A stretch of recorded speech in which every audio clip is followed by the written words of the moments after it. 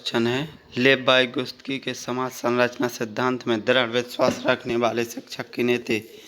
आप अपने बच्चों के आकलन के लिए किस विधि का प्रयोग करेंगे, किस विधि को प्रयोगता देंगे?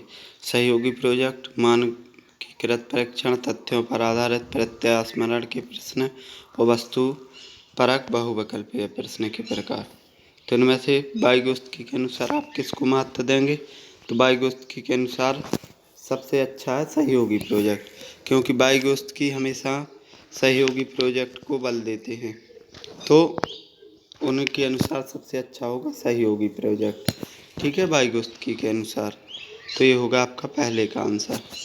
इसके बाद आता है दूसरा क्वेश्चन। आप अपनी कक्षा की व्यक्तिगत भिन्नताओं से निपटने के लिए एक शिक्षक को चाहिए। शिक्षण और आकलन के समान और मानक तरीके हों। बच्चों को उनके अंकों के आधार पर अलग अलग कर उनको नामित करें। बच्चों से बातचीत करें और उनके दृष्टिकोण को महत्व दें। विद्यार्थियों के लिए कठोर नियमों को लागू करें। तो इसमें से क्या होगा? तो इसमें से आप लोग बताएं। तो इसमें से होगा option number C. Option number C सही होगा कि बच्चों से बातचीत करें और उनके दृष्टिकोण को महत्व दें। तो अब नंबर 3, तीसरे नंबर पर तीसरा।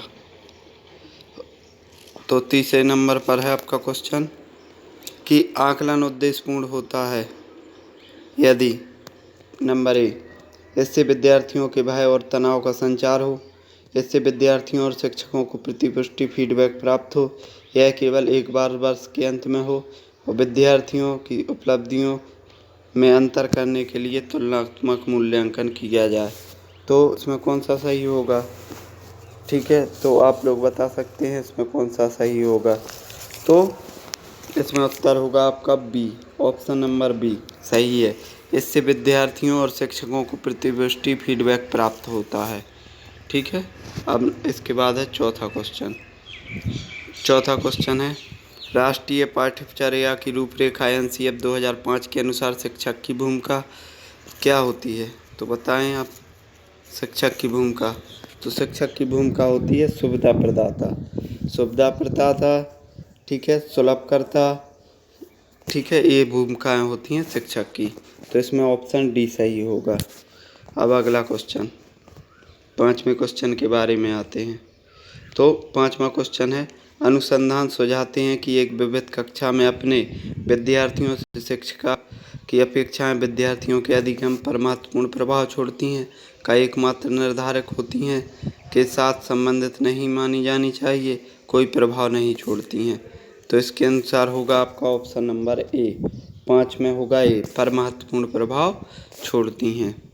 ठीक है, अब आता है क्वेश्चन नंबर 6। विशेष आवश्यकता वाले बच्चे को शामिल करना एक काल्पनिक लक्ष्य है। जिनमें अक्षमता ना हो उन बच्चों के लिए हानिकारक है, विद्यालय पर भार बढ़ा देगा या शिक्षण के प्रति दृष्टिकोण, विषय वस्तु और धारण परिवर्तन की अपेक्षा रखता है। तो छठवें में कौन सा होगा? तो छठवें में होगा ऑप्शन नंबर डी। छठवें में कौन होगा? Option number D. तो ये 2016 का पेपर है जो आज हम ले रहे हैं। इसके बाद आता है आपका अगला क्वेश्चन, विविध प्रकार की सामाजिक, आर्थिक और सांस्कृतिक पृष्ठभूमि के बच्चों से युक्त कक्षा सभी विद्यार्थियों के अधिगम अनुभव को बढ़ाती है। यह कथन है गलत है, क्योंकि यह बच्चों की दुविधा उत्पन्न कर सकता है और वे स्वयं अलग अलग महसूस कर सकते हैं। सही है, क्योंकि बच्चे अपने साथियों से अनेक कौशल सीखते हैं। सही है, क्योंकि इससे कक्षा अधिक श्रेणीबद्ध दिखाई देती है। गलत है, क्योंकि यह अनावश्यक स्पर्धा की ओर ले जाता है। तो इसमें देखो, गलत तो हो नहीं सकता, तो गलत तो आपके दोनों विकल्प पहले कट जाएंगे। तो इसका ऑप्शन होगा ऑप्शन नंबर बी। तो ठीक है, इसका ऑप्शन नंबर बी सही होगा। ये आएगा आपका सही है, क्योंकि बच्चे अपने साथियों से अनेक कौशल सीखते हैं।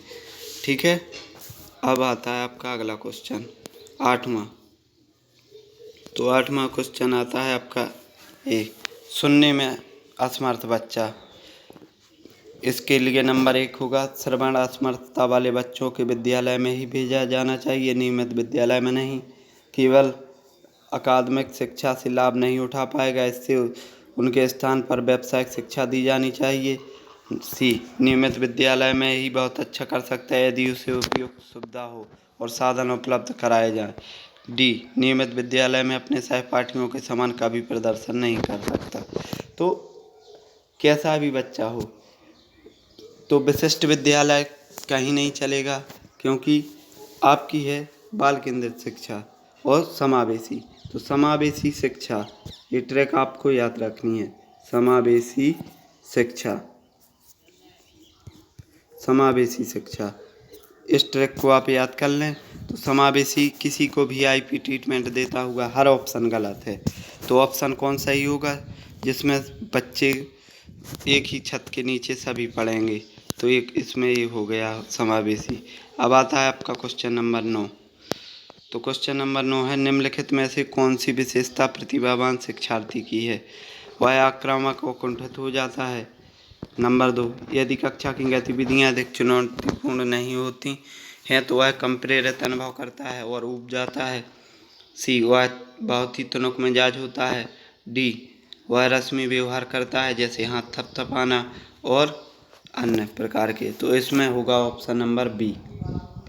जैसे कोई प्रतिभाशाली बच्चा है, तो अगर परिस्थितियां उसके हिसाब से नहीं होंगी तो कक्षा में ऊबने लगता है। ठीक है, तो इसमें ऑप्शन नंबर बी सही होगा। अब आता है आपका क्वेश्चन नंबर 10। एक शिक्षिका अपनी प्राथमिक कक्षा में प्रभावी अधिगम को बढ़ा सकती है। अधिगम में छोटी छोटी उपलब्धियों के लिए पुरस्कार देकर, ड्रिल और अभ्यास के द्वारा, अपने विद्यार्थियों में प्रतियोगिता को प्रोत्साहन देकर, विषय वस्तु को विद्यार्थियों के जीवन के साथ संबंधित करके। तो इसमें कौन सा होगा? तो इसमें होगा आपका ऑप्शन नंबर डी, विषय वस्तु को विद्यार्थियों के जीवन के साथ संबंधित करते। तो ये है बाह्य वातावरण को विद्यार्थी के जीवन के साथ जोड़ना, ये आपका उसमें कहा गया है बाल केंद्रित शिक्षा में। अब आता है प्रश्न नंबर 11। तो थोड़ा बड़ा है, आप देख लें। बच्चों के बारे में निम्नलिखित कथनों में से कौन से सही हैं? बच्चे जानकारी के निष्क्रिय प्राप्त करता है, बच्चे सक्रिय समाधान करता है, बच्चे वैज्ञानिक शोध करता है, बच्चे पर्यावरण के सक्रिय अन्वेषक हैं। तो इसमें क्या है? तो निष्क्रिय प्राप्त करता तो होंगे नहीं, समस्या समाधान करता सही है, वैज्ञानिक है, सक्रिय अन्वेषक है। तो आपका ऑप्शन वही सही होगा जिसमें 2 और 3 और 4 हैं। तो 2, 3, 4 कौन में है? ऑप्शन नंबर बी में। तो आपका ऑप्शन नंबर बी सही होगा। ठीक है, अब अगला क्वेश्चन की तरफ चलते हैं। तो अगला क्वेश्चन है 12वें नंबर का। तो 12वें नंबर का है, विद्यार्थियों में संप्रत्यय विकास को प्रोत्साहन देने के लिए निम्नलिखित में से कौन सी विधि सबसे प्रभावी है? तो पहला है, पुराने प्रत्ययों से किसी संदर्भ के बिना नए प्रत्ययों को अपने आप समझा जाना चाहिए। याद करने के लिए कहकर विद्यार्थियों को बहुत से उदाहरण देना और उन्हें तर्क शक्ति का उपयोग के लिए प्रोत्साहित करना। और इसके बाद है डी, जब तक विद्यार्थियों को वांछित उन्हें दंड का प्रयोग किया। तो दंड तो आपको देना नहीं है। जब दंड नहीं देना है तो उन्हें बहुत सारे उदाहरण देना है, बहुत से उदाहरण देना, उन्हें तर्क शक्ति के उपयोग करने के लिए प्रोत्साहित करना। तो इसका ऑप्शन सी सही होगा। अब आते हैं आप अगले क्वेश्चन की तरफ।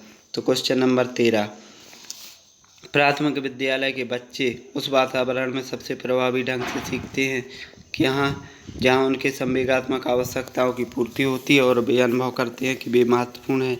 जहाँ शिक्षक एक आधिकारिकवादी होता है, जहाँ शिक्षक हिटलर होता है, जहाँ मूल रूप से पढ़ने लिखने और गणित की कुशलताओं पर ध्यान केंद्रित होता है, जहाँ सारे शिक्षक अधिगमों को आगे होता है और विद्यार्थी निष्क्रिय। तो विद्यार्थी निष्क्रिय नहीं हो सकते, तो ये आपका गलत है ऑप्शन।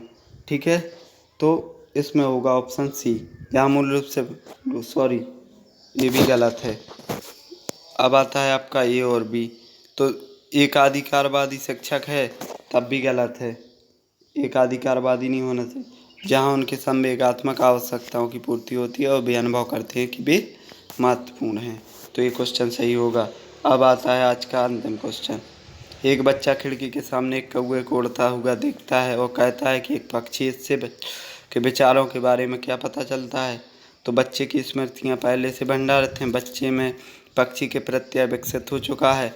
और तीसरा, बच्चे ने अपने अनुभव बताने के लिए भाषा के कुछ उपकरणों को सीख लिया है।